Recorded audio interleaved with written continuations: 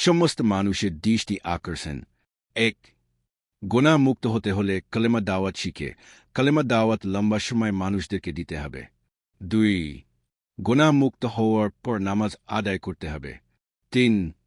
গুনাহ মুক্ত হওয়া ছাড়া নামাজ হবে না। 4. গুনাহ মুক্ত হওয়া ছাড়া নামাজ পড়লে আল্লাহর সাথে বেয়াদবি করা হয়। 5. ময়লা লিয়ে পবিত্র মালিকের কাছে যাওয়া অনেক বড় বেয়াদবি করা হয়। 6. অন্তরে ময়লা থাকলে নামাজ হবে না। 7. পবিত্র অন্তর দিয়ে নামাজ হবে। 8.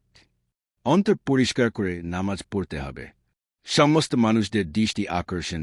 কলেমা দাওয়াত শিখার আগে নবী ও সাহাবীরা গুনাহের কাজ করত। নবী ও সাহাবীরা কলেমা দাওয়াত শিখার পর কলেমা দাওয়াত মানুষদেরকে লম্বা সময় দেওয়ার পর গুনাহ মুক্ত হয়েছিল।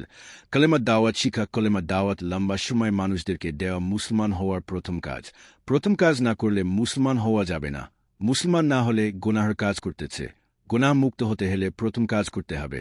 মুসলমান হলে গুনাহের কাজ একেবারে ধ্বংস হয়ে যাবে। সমস্ত মানুষ প্রথম কাজ করতে হবে।